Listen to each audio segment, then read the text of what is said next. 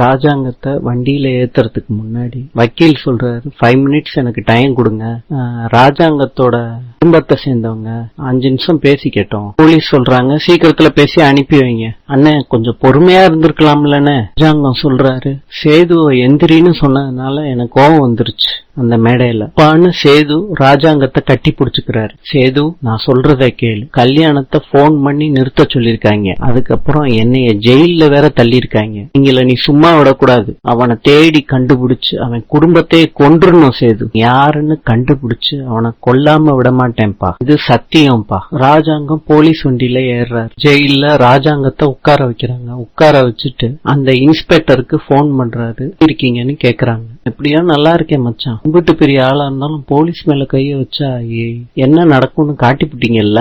ஒரு மாப்பிள்ள நான் தண்டனை வாங்கி கொடுத்தாலும் இன்னும் மனசு ஆற மாட்டேது மச்சான். மாப்பிள்ள மேல கைய வச்சதுக்கு அந்த ஆளை வச்சு செய்யணும், அவ்வளவுதானே. அவ்வளவுதான் மச்சான், கவலைப்படாத மாப்பிள்ள, நான் பாத்துக்கிறேன். எப்பேற்பட்ட கொம்பனா இருந்தாலும் சரி, போலீஸ் மேல கைய வச்சுட்டா கவனிக்க வேண்டிய விதத்துல கவனிக்கணும். சேது ஊர்ல இறங்கிட்டாரு. அங்க உள்ளவங்க எல்லாம் அப்பா எங்க அப்பா எங்கன்னு கேக்குறாங்க. சேது அவங்க பாட்டி வெள்ளத்தாய் கிட்ட அப்பாவை கூட்டிட்டு போயிட்டாங்க பாட்டி அப்படின்னு சொல்றாங்க. ராஜாங்கத்தோட ஃபேமிலியே அழுகுது. அதாவ தாப்பா போட்டுட்டு ஈஸ்வரி சிரிச்சுக்கிட்டு இருக்காங்க. ஈஸ்வரி மனசுக்குள்ள நினைச்சுக்கிட்டு இருக்காங்க, இனிமேட்டு நீ பார்க்க வேண்டியது நிறைய இருக்கு ராஜாங்கம்.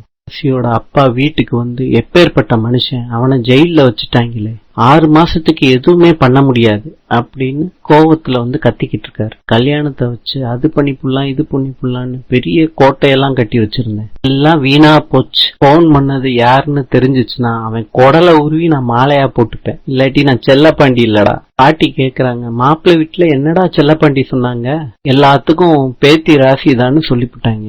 செல்வி மனசுக்குள்ள நினைச்சுக்கிறாங்க, நாம தான் பண்ணுனதுன்னு தெரிஞ்சிச்சுன்னா அப்பா நம்மள காலி பண்ணிடுவாரு. நாளை சந்திக்கலாம். இன்றைய பொது அறிவு: இந்தியாவில் முதல் பெண் மந்திரி யார்? பதில்: விஜயலட்சுமி பண்டிட்.